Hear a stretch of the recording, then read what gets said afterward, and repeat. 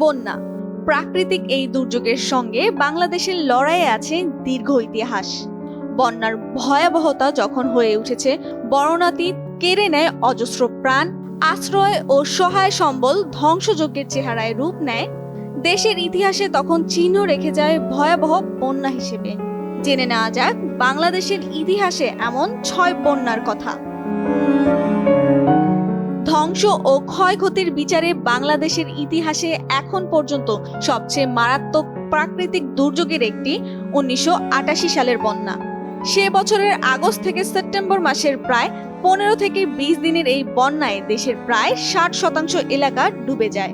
এই বন্যার মূল কারণ ছিল দেশের বাহিরে ও ভেতরে ভারী বৃষ্টিপাত। তবে হিমালয়ের পর্বতের তুষার গলা ও হিমবাহের স্থানান্তর, প্রধান নদীগুলোর একই সঙ্গে পানি বৃদ্ধি, নদীর সমুদ্রমুখী প্রবাহের ধীর গতি এবং হঠাৎ সমুদ্রপৃষ্ঠে উচ্চতা বৃদ্ধিকেও অন্যতম কারণ ধরা হয়। ভয়াবহ এই বন্যায় 2000-এর বেশি মানুষের মৃত্যু হয় বলে জানা যায়। 1988 সালের বন্যার ভয়াবহতা কাটিয়ে উঠতে না উঠতেই আবারও বন্যার কবলে পড়ে দেশ। 1998 সালের বন্যায় প্লাবিত হয় দেশের 80% বেশি এলাকা। দেশের ভেতর ও বাহিরে অতিবৃষ্টিকে বন্যার প্রধান কারণ হিসেবে দেখা হয়। মূলত বৈদেশিক উষ্ণতা বৃদ্ধির পাশাপাশি জলবায়ু পরিবর্তনের জেরে অতিবৃষ্টির কারণেই এ মাত্রায় বন্যা হয় বলে জানা যায়। আর এবারও মৃত্যুর সংখ্যা দাঁড়ায় 1000-এর বেশি। বাংলাদেশের খুলনা বিভাগের ভারত সীমান্তবর্তী 5টি জেলা বিধ্বস্ত হয় 2000-এর বন্যায়। প্রাণ হারায় 1.5 শতাধিক মানুষ, গৃহহীন হয় প্রায় 30 লাখ বাসিন্দা। ভারতের পশ্চিমবঙ্গে বাঁধ ভেঙে যাওয়ার কারণে ঘটে এ বন্যা। রাজধানী ঢাকা সহ প্রধান অর্থনীতি অঞ্চলগুলো বন্যায় প্লাবিত হয় 2004 সালে।